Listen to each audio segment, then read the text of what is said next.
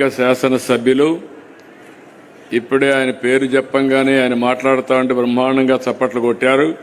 దాన్ని బట్టి మీ అందరి మనస్సుల్లో ఉండే వ్యక్తి పీతాని సత్యనారాయణ గారు.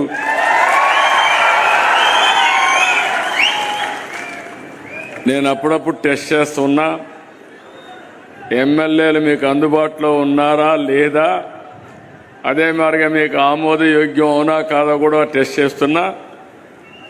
అందుకని ఆయనే చెప్పాడు, మమ్మల్ని గురించి ఎప్పటికప్పుడు సమాచారం తెప్పిస్తారని. ఒక బాధ్యత కలిగిన పార్టీ అధ్యక్షుడిగా ఎమ్మెల్యేలందరినీ కూడా సరైన మార్గంలో నడిపించి ప్రజలకు న్యాయం చేసే బాధ్యత మీరు నాకు అప్పచెప్పారు. ఇప్పుడు రెండో బాధ్యత కూడా ముఖ్యమంత్రిగా ఓట్లేసి అఖండ మెజార్టీతో గెలిపించారు.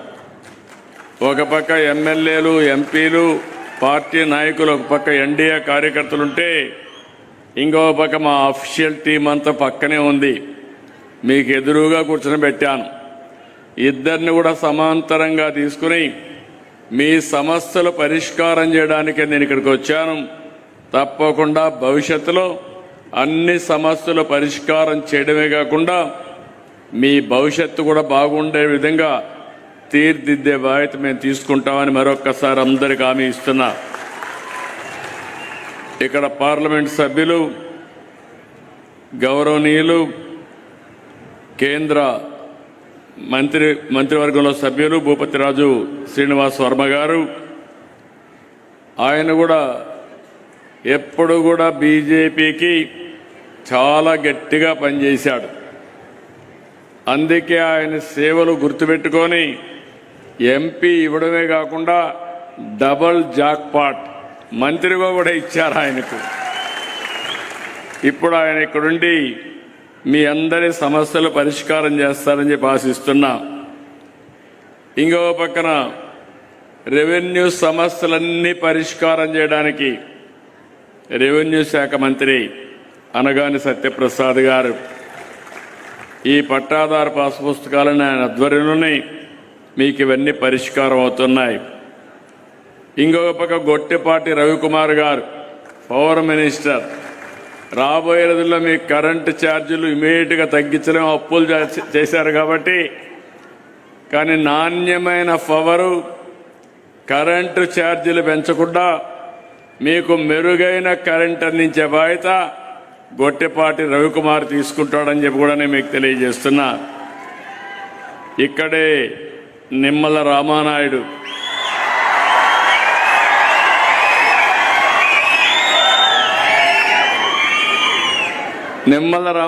మీరు చూస్తే మామూలు ఎన్ని పదవులు వచ్చినా ఎల్లో షర్ట్ మాత్రం వదిలిపెట్టాడు. పెళ్ళప్పుడు కూడా ఎల్లో షర్టే ఉంటుంది. రెండోది సైకిల్ కూడా వదిలిపెట్టాడు. ఎక్కడికి పోవాలన్నా కారులో పోయే అవకాశం ఉన్నా సైకిల్ మీద తిరుగుతూ సామాన్య ప్రజల్లో ఒక్కడుగా నిరంతరం పనిచేస్తున్నటువంటి రామానాయుడు గారు, ఆయనకు ఒక పెద్ద బాధ్యత అప్పచెప్పాం.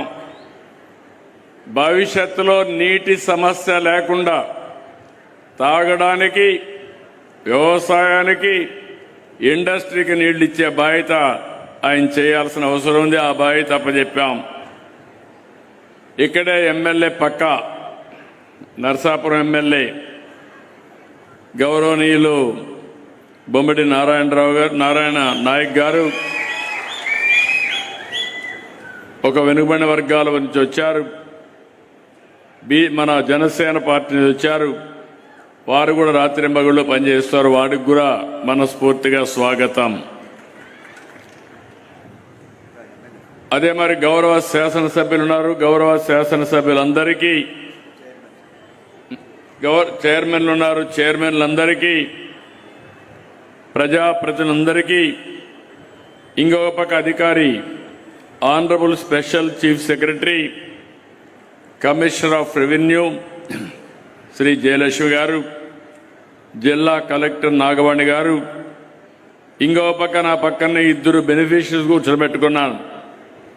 నేను ఎక్కడికి వచ్చినా నా పక్కనుండేది మంత్రులు, ఎమ్మెల్యేలు, అధికారులు కాదు, సామాన్య ప్రజల యొక్క కష్టాలు తెలుసుకోవాలనే ఉద్దేశంతోనే ఈరోజు పట్టాదారు పాస్ పుస్తకాలు ఇస్తున్నటువంటి 2 లబ్ధిదారులు పక్కన కూర్చొని పెట్టుకున్నాం. ఈరోజు ఇక్కడికి వచ్చినప్పుడు మీ అందరికీ కూడా మరొక్కసారి మనస్ఫూర్తిగా ఈ మీటింగ్కి స్వాగతం పలుకుతున్నా. ప్రత్యేకంగా మా ఆడబిడ్డలకు అభినందనలు, స్వాగతం, సుస్వాగతం. పెద్ద ఎత్తున వచ్చారు, మీ అందరికీ అభినందనలు. ఈరోజు గోదావరి జిల్లా ఎప్పుడు ఈ జిల్లాకు వచ్చినా ఒక ఆహ్లాదకరంగా ఉంటుంది. ఎటు చూసినా ఒక పక్క గోదావరి పరవళ్ళు, ఇంకో పక్కన పచ్చని పొలాలు, కొబ్బరి తోటలు, ఎక్కడా ఒక సెంటు వేకంట్ లేకుండా సెంటు కనపడిస్తే చెట్టు పెట్టే మనస్తత్వం ఉండే రైతు ఉండే ఏకైక జిల్లా వెస్ట్ గోదావరి జిల్లా.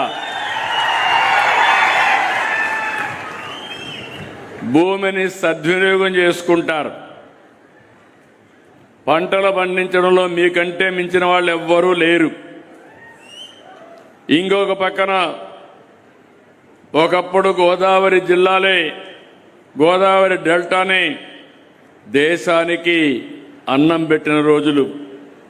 అలాంటి గోదావరి జిల్లాలో ఈరోజు మీ అందరితో మీకు ఒక పెద్ద అనుబంధం, భూమితో విడదీయరాని అనుబంధం మీ అందరిది. అయితే నాకు కూడా కొన్ని ఇబ్బందులు. ఎక్కడైతే నేను విశాఖపట్నం పోతే భూమి కావాలంటే ఇస్తారు, అక్కడ పెట్టుబడులు వస్తున్నాయి, పెద్ద పెద్ద ఇండస్ట్రీస్ వస్తున్నాయి. రాయలసీమకు పోతే భూమి కావాలంటే ఇస్తారు, అక్కడ కూడా పెద్ద ఎత్తున వస్తాయి.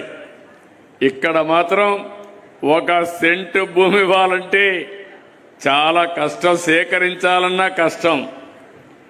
ఓసారి నాకు అనిపిస్తుంది ఈ జిల్లా పైన నాకు ప్రత్యేకమైన అభిమానం ఇప్పుడే కాదు, మొదటి నుంచి కూడా ఈ జిల్లా నన్ను, పార్టీని ఆదరించారు, అభిమానించారు.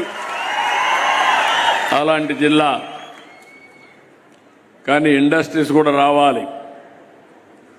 ఒక పక్క అక్వాకల్చర్, నిన్నే కేంద్ర మంత్రులు 4 వచ్చారు. నలుగురితో విశాఖపట్నంలో ఒక మీటింగ్ పెట్టి భవిష్యత్తులో అక్వా రైతులను ఆదుకోవడానికి కూడా ఒక ప్రణాళిక తయారు చేశానని చెప్తాను. ఇంకొక పక్కన మీరు ఒకసారి చూస్తే ఇలాంటి జిల్లాలో మీకు గొడవలే తెలియవు. ఎప్పుడు కూడా మీరు ఎక్కడ విరోధాలే పెట్టుకోరు. అలాంటిది మీ జిల్లాలో కూడా గత ప్రభుత్వం భూ సర్వే పేరుతో చాలా అవకతవకలు చేశారు, రికార్డులు మార్చారు, మీ భూమి 22 ఏలో పెట్టారు. ఇలాంటి అనేక సమస్యలు చేసి మీకు ఇబ్బందులు కలిగించారు. అంతేకాకుండా మీ మధ్య చిచ్చు పెట్టే పరిస్థితి కూడా వచ్చారు. అందుకే ఈరోజు నేను ఒకటే ఆలోచించాను. ఇంత మునుపు కూడా నేను మొట్టమొదటిసారిగా 94లో రెవెన్యూ మంత్రి అయ్యాను, ఫైనాన్స్ మినిస్టర్గా పనిచేశాను, రెవెన్యూ సమస్యలు తెలిసిన వ్యక్తిని. ఇంకో పక్క మీరు ఒకసారి ఆలోచిస్తే ఆంధ్రప్రదేశ్ రాష్ట్రంలో రెవెన్యూ సమస్యలు తక్కువగా ఉంటాయి. దానికి కారణం బ్రిటిష్ వారి పరిపాలన. ఆ రోజు బ్రిటిష్ వారి పాలనలో మీరు చూస్తే ఎక్కడికక్కడ విలేజ్ కరణం పెట్టేవాళ్ళు, మున్సిపల్ని పెట్టేవాళ్ళు, రెవెన్యూ కలెక్ట్ చేసేవాళ్ళు. అదే మరి ఎప్పటికప్పుడు జమాబందీని నిర్వహించేవాళ్ళు. అంటే ప్రతి ఒక్క సంవత్సరం అకౌంట్స్ అన్ని ఫైనలైజ్ చేసి తద్వారా మీ భూమి మళ్ళా ఒకసారి రెన్యూ చేసి మీ దగ్గర భూమి శిస్తు వసూలు చేసేవాళ్ళు. అందువల్ల రికార్డులు ఎక్కడా తేడా ఉండేది కాదు. అదే నేను హైదరాబాద్ చూశాను. 9.5 సంవత్సరాలు ముఖ్యమంత్రిగా ఉన్నాను. వివాదాలు ఎక్కువ ఉండేటివి. దానికి కారణం నిజాం పాలన.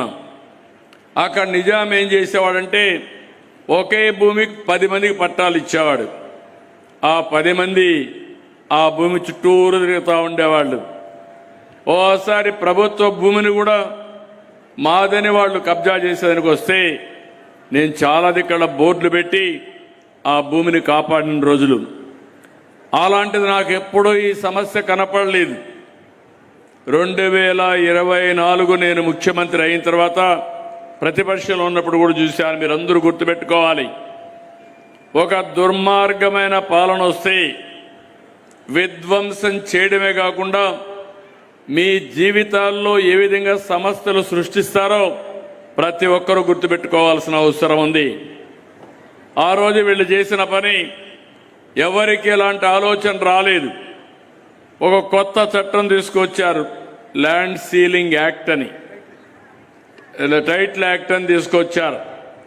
టైటిల్ యాక్ట్ అంటే మన భూమిని మొత్తం కూడా ఆ చట్టం కింద తీసుకొచ్చి ఎంఆర్ఓ, జాయింట్ కలెక్టర్, సిసిఎల్ఏ వీళ్ళు ఉంటారు అడ్మినిస్ట్రేషన్లో. అట్లా కాకుండా ఆనాటి ముఖ్యమంత్రి ఆయన అనుకున్న వ్యక్తుల్నేసి మొత్తం కలిసి చూస్తే ప్రైవేటు వ్యక్తుల్ని, రిటైర్డ్ వ్యక్తుల్ని పెట్టాలని ప్రయత్నం చేశాడు. అంటే ఈరోజు మనం ఇంకొక పక్కన మన రికార్డులు ఉండవలసిన స్థలం ప్రభుత్వ ఆఫీసుల్లో ఉండాలి, కంప్యూటరైజేషన్ చేస్తే ప్రభుత్వ ఆధీనంలో ఉండాలి. అలాంటి ప్రైవేట్ వాళ్ళకి అప్పచెప్పేశాడు. నేను ఆ రోజు చెప్పాను, వినలేదు.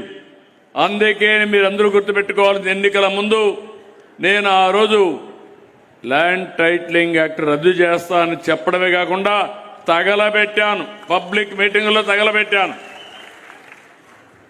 వచ్చిన వెంటనే రద్దు చేశాను. మీ భూమి మీ పెద్దలు మీకు ఇచ్చారు, మీ కష్టార్జితం సంపాదించుకున్నారు. మీ భూమి